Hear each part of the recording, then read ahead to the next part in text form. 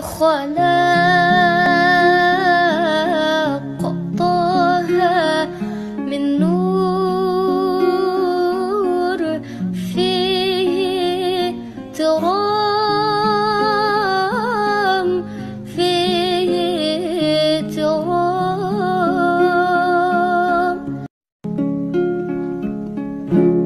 ربي خلاق طه من نور فيه ترام فيه ترام. Bismillahirrahmanirrahim. Assalamualaikum warahmatullahi wabarakatuh. Alhamdulillahi rabbil alamin. Wassalatu wassalamu ala sayyidil mursalin wa ala alihi wa ashabihi wa man tabi'ahum bi ihsanin ila yaumiddin. Amma ba'd. قال الله تعالى في كتابه الكريم أعوذ بالله من الشيطان الرجيم بسم الله الرحمن الرحيم يا أيها الذين آمنوا اتقوا الله حق تقاته ولا تموتن إلا وأنتم مسلمون. وقال الله تعالى أعوذ بالله من الشيطان الرجيم بسم الله الرحمن الرحيم لقد كان لكم في رسول الله أسوة حسنة لمن كان يرجو الله واليوم الآخر وذكر الله كثيرا صدق الله العظيم ثم أما بعد. Bersyukur kita kepada Allah dengan mengucapkan dengan lisan kita Alhamdulillahi Rabbil Alamin, dan tentunya kita bermohon kepada Allah kita pun mampu bersyukur dengan jasad kita. Saya lihat jamaah ramai, berbeda dengan pertemuan yang pertama, ramai dengan malaikat.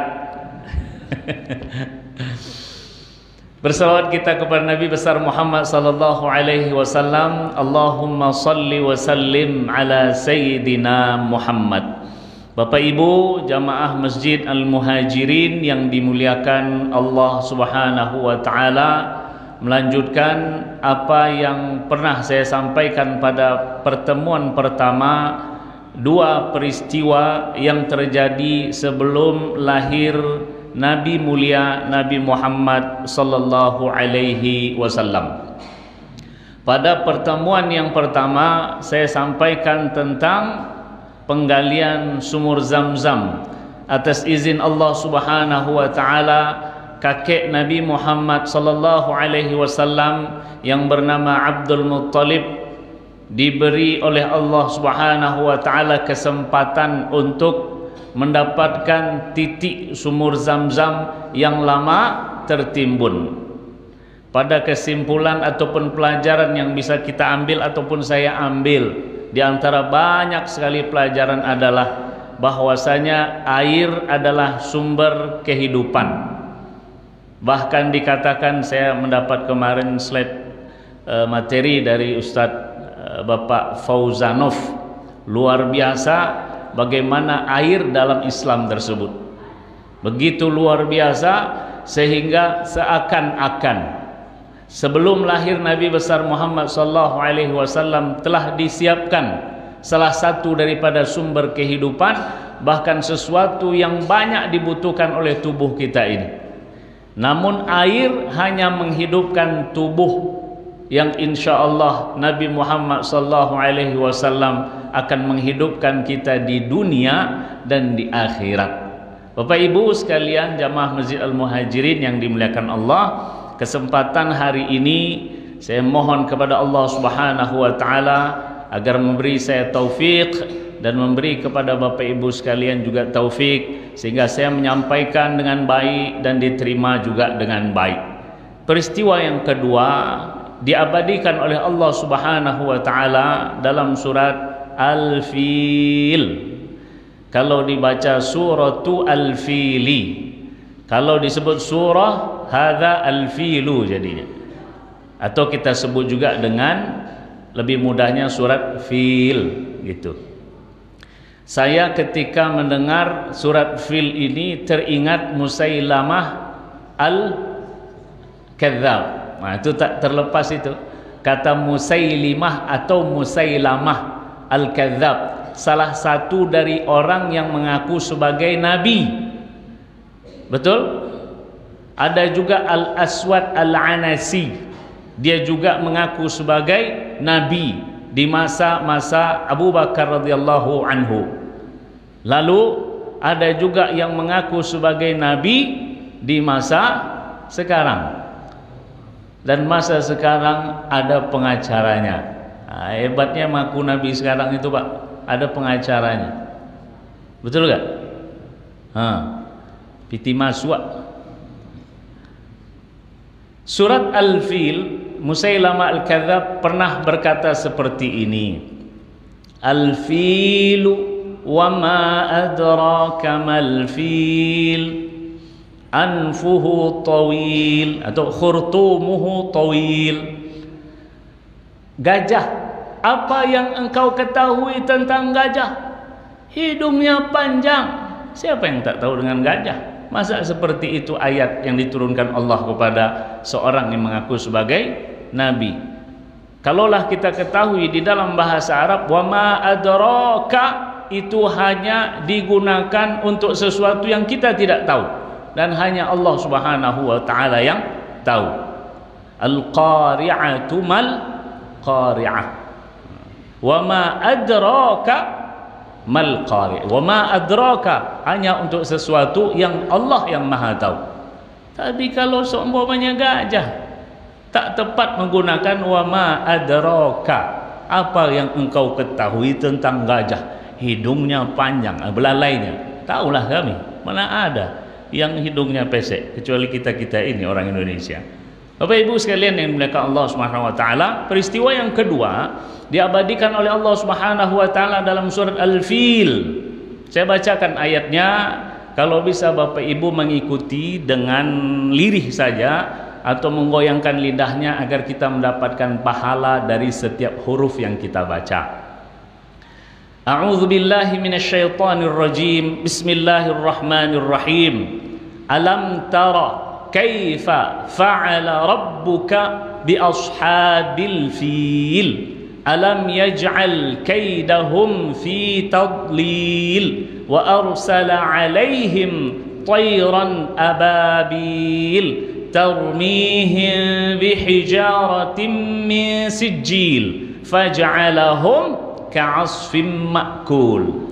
Lihat pada ayat yang pertama.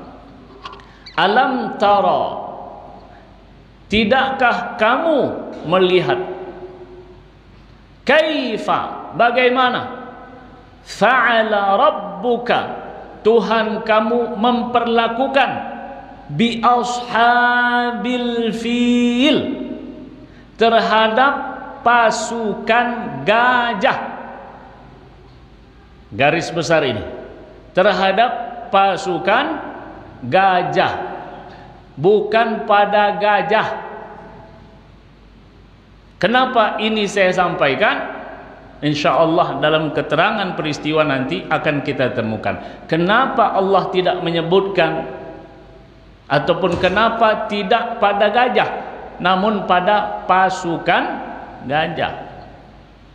Bapak Ibu sekalian yang dimuliakan Allah Subhanahu wa taala, didasari oleh iri, didasari oleh kesombongan, dan didasari oleh ketidaksukaan seorang raja, ditambah satu lagi, didasari oleh ingin dipuji.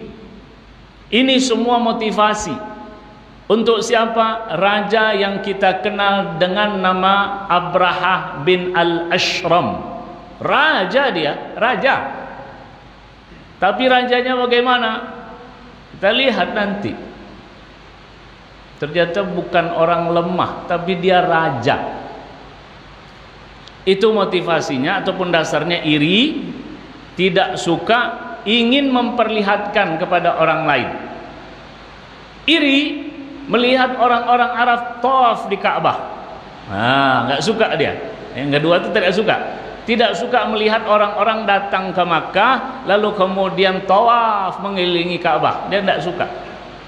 Yang kedua, dia ingin memperlihatkan kepada raja yang disebut dengan Raja An-Najasyi. Jadi Raja An-Najasyi ini bukan hanya di masa Rasulullah hidup saja, ada raja juga namanya Raja Najasyi. Jadi keturunannya itu juga disebut dengan Najasyi. Sebagaimana Fir'aun. Fir'aun itu ada 1, ada 2, ada 3, ada 4, ada 5. Namanya Fir'aun semua. Fir'aun itu artinya king, raja, malik bahasa mereka. Abraha bin al-Ashram ingin memperlihatkan kepada Raja Najasyi yang sentral kerajaannya atau pusat kerajaannya ada di Habasyah, Ethiopia. Sementara kekuasaan mereka itu sampai ke Yaman. Abraha bin al-Ashram menjadi pimpinan ataupun raja di Yaman. Dia ingin memperlihatkan kepada raja bahwasanya dia hebat. Maka Bapak Ibu sekalian yang dimuliakan Allah Subhanahu wa taala, dia pun ingin menghancurkan Ka'bah agar orang-orang yang tawaf di Ka'bah tidak lagi tawaf di Ka'bah, namun tawaf di satu gereja besar yang dibangun oleh Raja Abraha bin al-Ashram. Gereja ini bernama Qullais, pakai qaf, Qullais, bukan pakai K. Qullais yang saya pakai ini, yang bapak pakai, ibu tak pakai. Bapak ini namanya peci, dalam bahasa Arab Qalansuah. Kenapa gereja ini disebut dengan Qullais?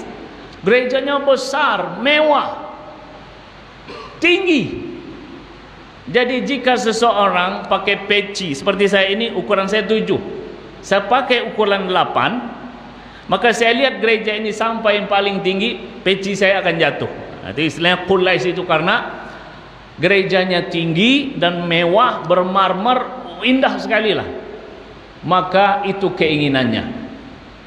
Tidak menginginkan orang-orang tawaf di Ka'bah, ada orang-orang Arab, luar Arab, keliling tawaf Ka'bah. Mereka ataupun Raja Abraha ini ingin mereka pindah untuk datang ke gereja yang dibangun oleh Raja Abraha. Bapak Ibu sekalian yang dimuliakan Allah, didengar oleh orang-orang Arab, maka ada yang datang ke gereja ini. Masuk dia ke dalam, mohon maaf, kotoran dia ditempelkan di tembok salah satu ruang di dalam gereja tersebut. Nah, bertambah marahlah Raja Abraha. Kemarahannya ini yang semula ingin menghancurkan Ka'bah, bertambahlah ingin lebih menghancurkan Ka'bah lagi. Kesal dia. Maka Bapak Ibu yang dimuliakan Allah Subhanahu wa taala, Raja Abraha pun mempersiapkan pasukannya. Dan di antara pasukan-pasukan tersebut ataupun tunggangan yang digunakan adalah gajah. Nah, itu Bapak Ibu ya, maka disebut dengan pasukan gajah. Rajanya Abraha bin al-Ashram kita ketahui semua. Maka mereka di bawah kepemimpinan Raja Abraha mempersiapkan diri, mempersiapkan peralatan, mempersiapkan tunggangan, dan di antara tunggangan itu adalah gajah. Mereka berjalan. Subhanallah, saya melihat dalam kitab sirah yang dikarang oleh Ali As-Sallabi, Muhammad Ali As-Sallabi, kumpulan dari buku-buku sirah, bahwasanya Raja Abraha membawa pasukannya, dia akan melewati beberapa tempat sebelum sampai nanti ke Makkah Al-Mukarramah, sebelum sampai di Ka'bah. Namun apakah sampai di Ka'bah? Sepertinya tidak, nanti kita lihat. Jadi berjalanlah Raja Abraha dengan pasukannya, dan keinginan dia ini diketahui oleh orang-orang yang berada dalam perjalanan yang dilakukan oleh Raja Abraha. Raja Abraha akan melewat satu tempat namanya Himyar, yang kedua Khath'am, yang ketiga Taif, baru kemudian nanti akan masuk ke Ka'bah. Himyar masih berada di Yaman, Khath'am masih ada di Yaman, Taif sudah masuk Jazirah Arab, sudah dekat itu 150 km dari kota Mekah. Maka Raja Abraha melakukan perjalanan dengan pasukannya, kemudian menunggangi gajah, sampailah di Himyar. Di situ ada seorang sultan bernama Dzunafar. Sultan ini punya pasukan. Keinginan Abraha ini adalah buruk, ingin menghancurkan Ka'bah. Maka sultan ataupun raja di daerah tersebut tidak menginginkan apa yang dilakukan oleh Raja Abraha. Maka dia pun menggalang pasukan, mengajak orang-orang untuk menghalau dan menghadang Raja Abraha. Namun Bapak Ibu yang dimuliakan Allah Subhanahu wa taala, ini Raja Abraha punya kekuatan besar, punya pasukan kuat. Maka Dzunafar pun tak mampu menghadapi, walaupun di awal dia berusaha untuk menghadang, namun dia tidak mampu. Dan yang kedua, dia tidak mau menolong. Nah gitu ya. Jadi raja yang pertama ini Dzunafar, dia menghadang namun dia kalah. Namun walaupun dalam keadaan kalah, dia tidak mau menolong Raja Abraha untuk menuju Ka'bah, menghancurkan Ka'bah. Yang pertama. Yang kedua, Bapak Ibu sekalian yang dimuliakan Allah Subhanahu wa taala, Raja Abraha terus berjalan sampai satu tempat namanya Khath'am. Raja ataupun sultan atau pimpinannya saat itu bernama Nufail bin Habib al-Khath'ami. Karena daerahnya Khath'am, maka dinisbahkan nama orang, ya, nama orangnya dengan nama daerah, ya. Nufail bin Habib al-Khath'ami. Kalau tadi Dzunafar dari Himyar, yang kedua ini adalah Nufail bin Habib al-Khath'ami. Nama suka saya ulang agar kita mengingatnya. Walaupun bulan depan kalau saya tanya Bapak Ibu mungkin lupa, mungkin, tapi lebih banyak yang lupa juga. Bapak Ibu sekalian dimuliakan Allah Subhanahu wa taala, berbeda dengan Raja Himyar. Nufail bin Habib al-Khath'ami, dia menghadang Raja Abraha. Namun ketika dia kalah karena kekuatan tidak imbang, ia pun menawarkan untuk menolong Abraha. Ini tipe kedua. Kalau tipe pertama sampai habis saya tetap tak suka dengan apa yang kau lakukan, walaupun saya kalah, saya tetap tidak akan mendukung engkau. Itu tipe yang pertama. Jangan bawa-bawakan ke zaman-zaman kita Pak ya. Kalaupun mau dibawa silahkan.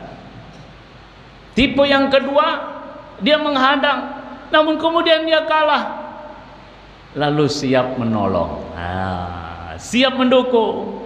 Oke lah Abraha, saya dukunglah engkau, yang penting kau tak apa-apakanlah saya. Ini namanya Nufail bin Habib al-Khath'ami, masih di kawasan Yaman. Bapak Ibu sekalian yang dimuliakan Allah Subhanahu wa taala, wajar Abraha kekuatannya luar biasa, pasukannya juga kuat, peralatannya juga boleh dianggap lengkap karena dia raja. Maka dia melanjutkan perjalanan sampai di tempat sudah masuk daerah Jazirah Arab, sudah masuk di Taif. Bertemulah dengan seorang raja ataupun pimpinan saat itu bernama Mas'ud bin Mu'attib.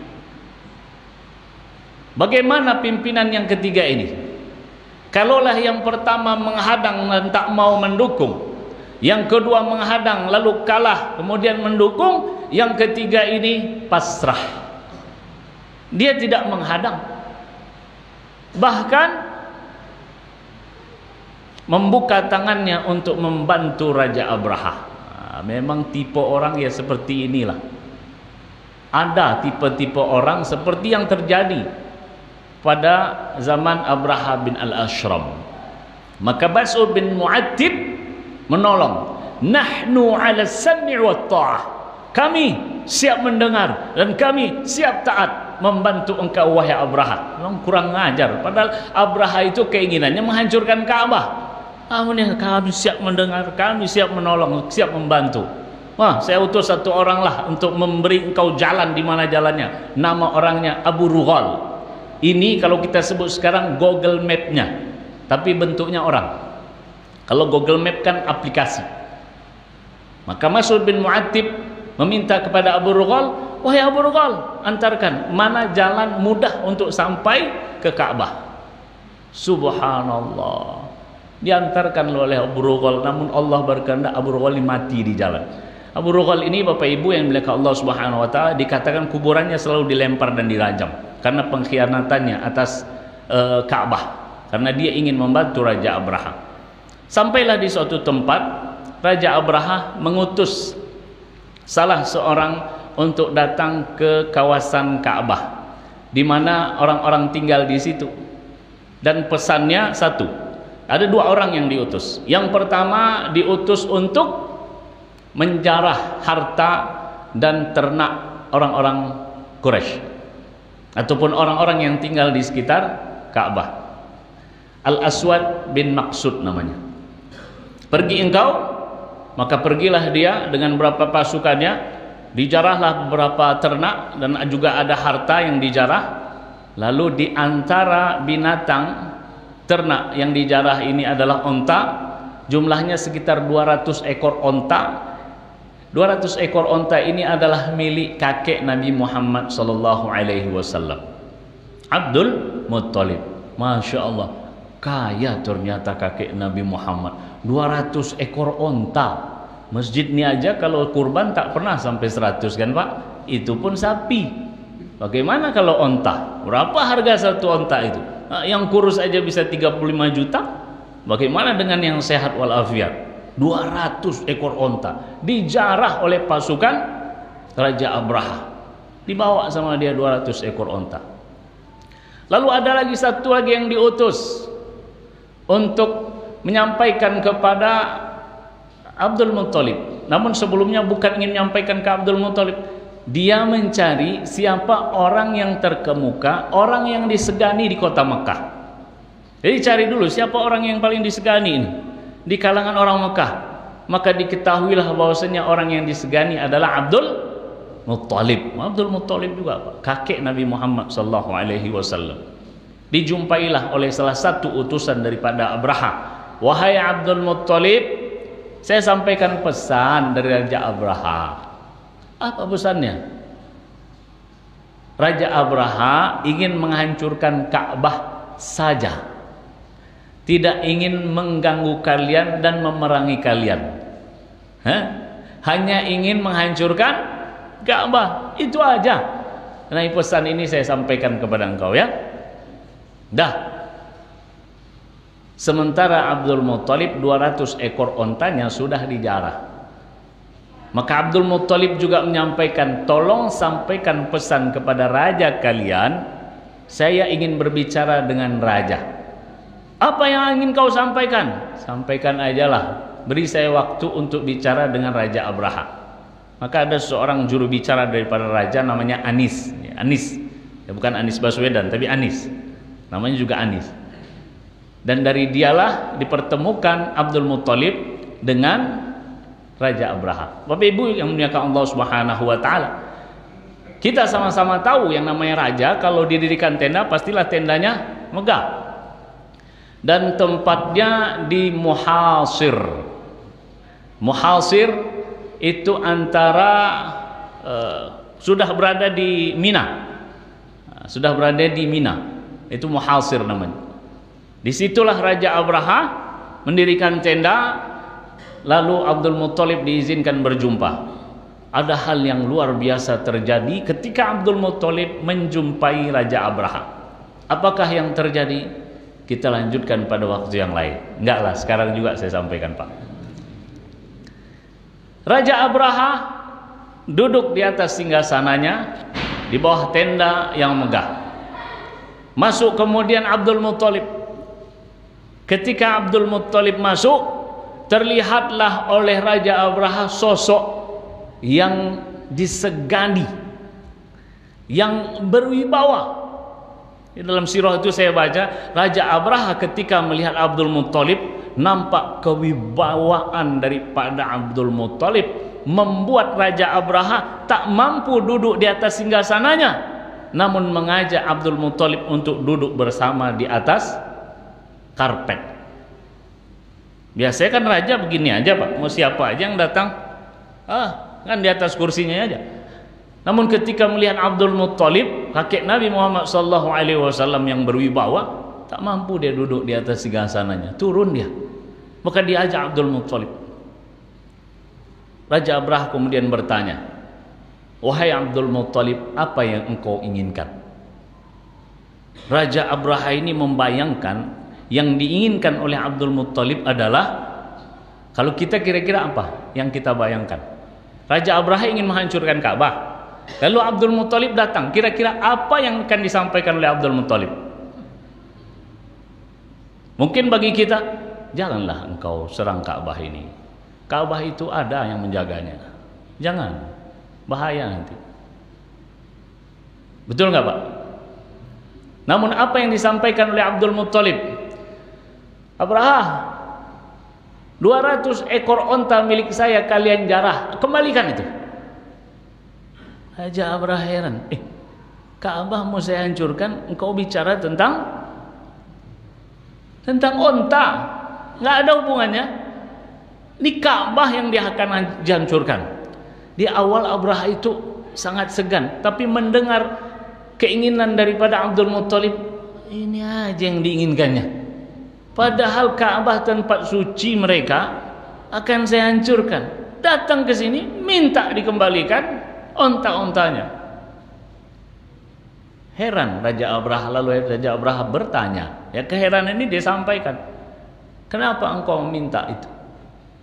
Kenapa engkau minta mengembalikan 200 ekor ontamu? Padahal kami ini akan menghancurkan tempat ibadah kalian, tempat suci kalian.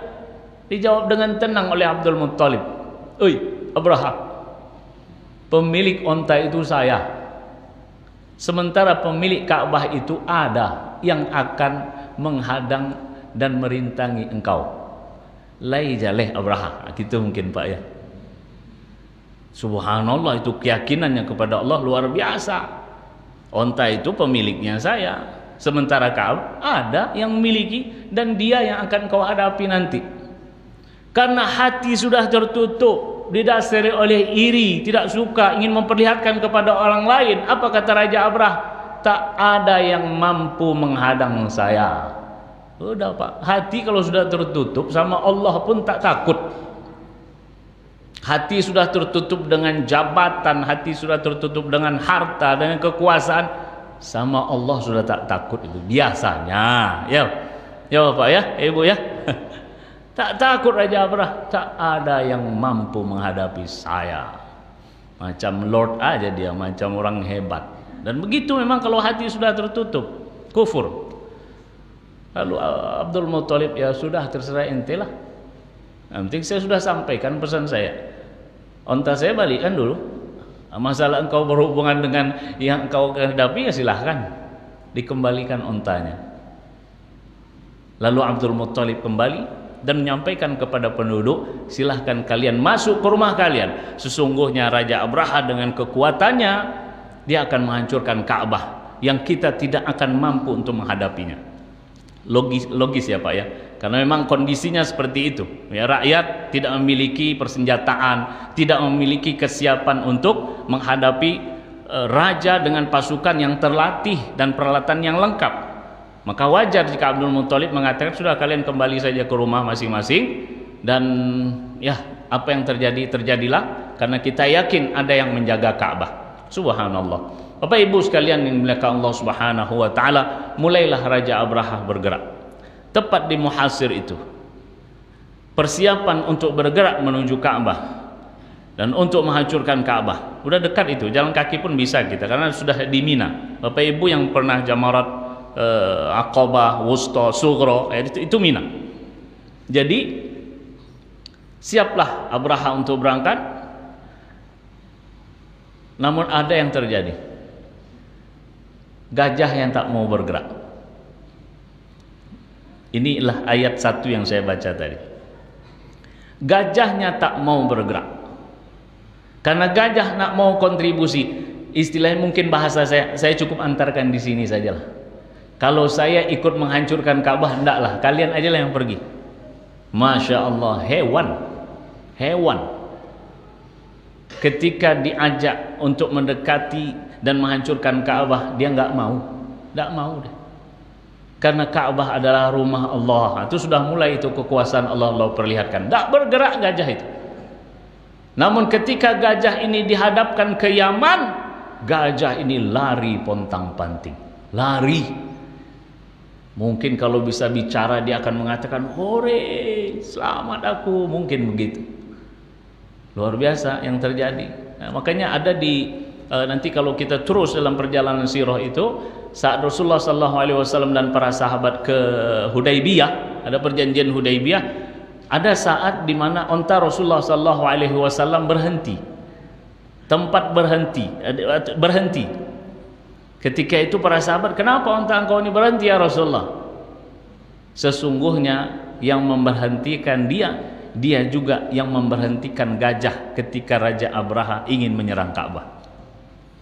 Ya Allah Subhanahu wa ta'ala yang membuat gajah ini tak bergerak ketika diajak untuk menghancurkan Ka'bah. Subhanallah. Begitu makhluk Allah, Bapak Ibu yang dimuliakan Allah Subhanahu wa ta'ala. Gajah nggak mau. Jadi kalau saya lihat makhluk Allah yang bermaksiat dan taat itu manusia. Manusia ada yang taat kepada Allah. Manusia ada yang asi, berbuat maksiat kepada Allah. Namun makhluk yang lain taat kepada Allah. Untuk siapa? Untuk orang-orang yang taat kepada Allah. Gajah dia nggak mau, taat dia kepada Allah karena ini ada rumah Allah Subhanahu wa ta'ala. Laut, ketika Nabi Musa alaihissalam dikejar oleh Fir'aun dan pasukan lengkapnya, Nabi Musa dan pengikut maju tenggelam, mundur, habis diserang oleh Fir'aun. Namun ada Allah Subhanahu wa ta'ala. Saat manusia sudah memaksimalkan usahanya, yakinlah kekurangan Allah yang menyempurnakan. Dan itu terjadi pada Nabi Musa. Allah sampaikan, "Idrib bi'asakal bahra." Pukulkan laut dengan tongkatmu. Laut terbelah atas izin Allah. Ini dia makhluk. Api, ketika Nabi siapa yang dilempar? Ibrahim alaihissalam. Ulquhu fil jahim. Sebelumnya Allah Subhanahu wa taala menyampaikan, "Ubnu lahu bunyan fa'alquhu fil jahim." Ubnu lahu bunyan, bangun bangunan yang besar. Bukan bangunan hotel, bukan apartemen, api, kobaran api, bangun. Fa'alquhu fil jahim, lemparkan dia ke dalam kobaran api yang begitu menyala-nyala. Masuk Ibrahim ke dalam api tersebut. Allah sebutkan kepada api, "Kuni bardan wa salaman ala Ibrahim." Jadilah engkau bardan, dingin, wasalaman, keselamatan untuk Ibrahim. Taat enggak apinya, Pak? Taat. Laut taat, gajah juga taat. Masya Allah. Maka apa yang ada di sekeliling kita itu adalah makhluk Allah Subhanahu wa ta'ala. Maka jangan heran jika Bapak Ibu pernah tahu terjadi tsunami, orang-orang lari ke dalam masjid, atas izin Allah mereka pun selamat. Padahal rumah di sekeliling masjid itu sudah hancur kena badai, kena tsunami. Namun masjid makhluk Allah, tiang-tiang ini makhluk Allah yang akan menjaga seseorang yang taat kepada Allah. Nah, orang-orang yang melarikan diri masuk ke masjid, saya yakin 100% saya yakin mereka ini bukanlah orang yang baru lari ke masjid, namun mereka ini adalah orang yang sudah membiasakan langkahnya ke masjid. Maka dia tahu ini adalah rumah Allah, atas izin Allah mereka dijaga. Bapak Ibu sekalian yang dimuliakan Allah Subhanahu wa taala, gajah adalah makhluk Allah, dia pun tidak mau berbuat maksiat. Namun manusia, itulah Raja Abraha dan pasukannya kekeh untuk menghancurkan Ka'bah. dia pun pergi. Namun Allah berkehendak. Tidak besar hewan yang diutus oleh Allah. Betul gak Pak? Hah? Alam tara kaifa fa'ala rabbuka bi ashabil fil. Nah, di sini sudah kita lihat bahwasanya Allah memperlihatkan kekuasaannya bukan pada, maksud saya kekuasaan siksaan Allah bukan kepada gajah namun kepada pasukannya. Alam tara kaifa fa'ala rabbuka bi ashabil fil alam yaj'al kaidahum fi tadlil wa arsala alaihim tayran. Allah mengutus burung. Mungkin kalau kita berdiri di luar kemudian melihat burung terbang, itu suatu keindahan. Betul nggak Pak? Ya, melihat burung terbang, ada yang warna hitam, ada warna ini, itu satu keindahan. Kenapa Allah tak kirim harimau singa? Bisa nggak Allah mengirim harimau singa? Hah? Dihabiskan semua itu Raja Abraha, datang harimau singa, selesai. Namun Allah tidak mau menghadapkan kepada seseorang yang sombong dengan sesuatu yang besar. Cukup yang kecil yang mereka anggap remeh. Raja Namrud matinya gimana Raja Namrud?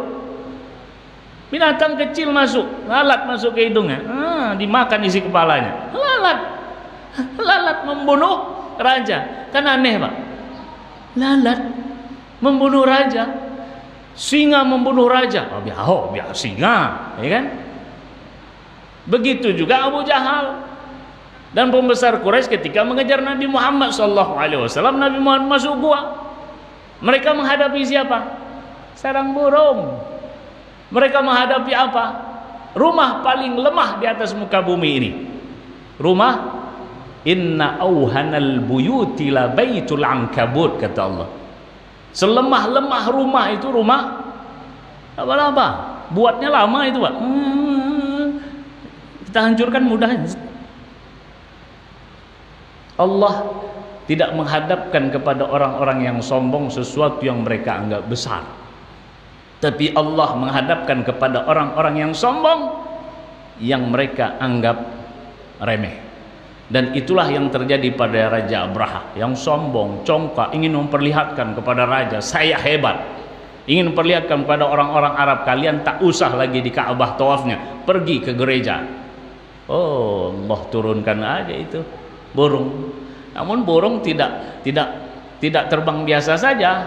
Burung membawa ababil, ya, tayran ababil termihim bihijaratim min sijil, membawa batu dari neraka.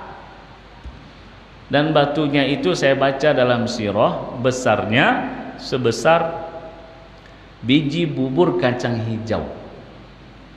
Besar nggak itu Pak? Bisa aja kan burung besar membawa batu dari gunung, timpakan sekali, buk, mati kan, bisa aja. Nah, kalau begitu matinya cepat. Allah tidak mau membunuh orang zalim ini dengan cepat, pelan-pelan. Engkau Abraha ingin menghancurkan Ka'bah? Aku bunuh engkau bukan, aku matikan bukan bunuh. Aku matikan engkau tidak dengan cepat. Kalau dijatuhkan kepada Raja Abraha ini batu besar, pak, penyet badannya, selesai, mati cepat. Enggak. Allah siksa Pak. Dan itulah batu-batu kecil itu. Kena kepala ini, dia akan terus memakan, menanah. Kena aja ujung jari ini, nah dimakan terus sampai habis, nggak akan bisa dihilangi, nggak akan bisa dihindari. Makanya Allah sebut dalam Al-Quran, ka'asfin ma'kul, seperti daun yang dimakan oleh ulat. Bapak Ibu pernah perhatikan daun dimakan oleh ulat? Itu tak pernah saya lihat ulat makan daun habis satu daun. Tak pernah. Makannya sedikit-sedikit. Dilihat dia macam tak makan. 1 jam kemudian kita lihat sudah habis. Karena makannya sedikit-sedikit. Itulah batu dari neraka itu yang dijatuhkan kepada pasukan gajah, memakan tubuh mereka sedikit demi sedikit. Raja Abraha bagaimana? Raja Abraha tidak mati di situ. Di mana matinya Pak Ustadz? Dalam sirah saya baca matinya di tempat dia berangkat. Bayangkan perjalanan dari tempat ia ingin menghancurkan Ka'bah, kena batu dari neraka itu, lalu dia balik pulang sampai kiamat. Berapa lama itu Pak? Kalau naik Mercy cepat sampainya, ambulan cepat sampainya. Ini tak ada ambulan, dia naik dengan tunggangannya. Berapa lama itu? Begitu lama siksaan yang Allah berikan kepada seseorang sombong ingin menghancurkan Ka'bah. Sampailah dia di tempat, maka pecah jantungnya ini, keluar, mati dia. Nah, itu jazak ganjaran orang yang zalim. Maka hati-hatilah jika menjadi pemimpin zalim. Allah tidak mematikannya dengan cepat. Dikasih penyakit dulu. Kenapa? Banyak orang ini zolimi ya. Banyak orang yang mati pelan-pelan. Masa mau mati cepat aja pemimpin zolim? Ini saya berbicara tentang Raja Abraha Pak ya. Jangan kemana-mana. Raja Abraha zolim sekali dia, karena Ka'bah ingin dia hancurkan. Bapak Ibu sekalian yang dimuliakan Allah Subhanahu wa taala, peristiwa ini menjadi sejarah. Sebelum lahirnya Nabi Muhammad SAW, seakan-akan menurut saya pelajaran yang bisa saya ambil adalah bahwasanya pembela kebenaran, pelaku kebatilan ada. Pembela kebatilan juga ada. Pelaku kebenaran pasti ada, dan pendukung kebenaran pasti ada. Antara kebatilan dan kebenaran pasti dia akan bertemu untuk saling membela diri ya. Orang-orang yang mendukung kebenaran, pelaku kebenaran, dia akan ajak orang-orang yang batil ini untuk masuk ke dalam kebenaran. Sementara orang-orang yang dalam kebatilan, dia akan menyerang orang-orang yang dalam kebenaran. Namun finish, ending daripada kisah ini, di mana Allah memperlihatkan wa qul ja'al haqqu wa zahaqal batil. Wa qul ja'al haqqu wa zahaqal batil. Ayat ini turun nanti ketika Rasulullah SAW Fathu Makkah. Namun ini satu pelajaran yang ingin saya sampaikan, bahwasanya kebenaran itu selamanya akan diberi kemenangan oleh Allah Subhanahu wa taala. Mungkin hanya waktu saja, perlu waktu, perlu proses. Namun kemenangan itu pasti diberikan oleh Allah Subhanahu wa taala pada kebenaran. Jadi peristiwa ini menurut saya, dan pelajaran yang bisa saya ambil adalah akan lahir sosok nanti yang dia adalah sosok Muhammad SAW yang membawa kedamaian, yang membawa kebenaran, dan akan menghadapi cobaan dan rintangan. Namun Allah nanti akan memberikan kemenangan karena Nabi Muhammad SAW utusan Allah, yang dibawanya adalah sesuatu yang benar. Itu yang pertama. Yang kedua, Bapak Ibu yang dimuliakan Allah Subhanahu wa taala, pertikaian antara hak dan batil itu akan ada sampai hari kiamat. Betul, Pak? Ya. Pertikaian antara hak dan batil akan terus ada sampai nanti kiamat. Hanya kita menginginkan semoga Allah Subhanahu wa taala selalu memposisikan kita pada kebenaran. Kita dukung kebenaran, kita menjadi pelaku kebenaran. Jika ada kebatilan, minimal kalau kita tidak mampu dan tidak ada kekuatan dalam hati kita, ada ketidaksukaan dengan kebatilan, itu minimal. Disebut dengan selemah-lemahnya iman. Man ra'a minkum munkaran falyughayyirhu biyadihi fa illam yastati' fabilisanihi fa illam yastati' fabiqalbihi, dengan hatinya mengingkari kebatilan, mengingkari kemungkaran. Minimal hati kita ini, kalau tidak dengan kekuasaan, tidak dengan tangan kita atau kekuasaan, atau tidak dengan lisan kita karena tidak mampu untuk menyampaikan, ya cukup dari hati ini, bahwasanya yang mereka lakukan itu seumpama salah, hati kita ini mengingkari kesalahan tersebut. Bapak Ibu sekalian yang dimuliakan Allah Subhanahu wa taala, itu peristiwa kedua sebelum lahir Nabi Muhammad ibnu Abdullah ibnu Abdul Muttalib ibnu Hashim ibnu Abdi Manaf ibnu Qusay Ibnu Kilab, Ibnu Murrah, Ibnu Ka'ab, dan seterusnya sampai dengan Adnan. Terima kasih atas segala perhatian. Semoga kita termasuk golongan orang-orang yang selalu berada dalam kebenaran dan membela kebenaran. Amin ya rabbal alamin. Kepada Bapak Ibu sekalian saya mohon maaf, dan kepada Allah kita semua minta ampun. Semoga Allah menjadikan kita melakukan lebih baik daripada apa yang kita dengar. Subhanakallahumma wa bihamdika asyhadu an la ilaha illa anta astaghfiruka wa atubu ilaik. Wassalamualaikum warahmatullahi wabarakatuh.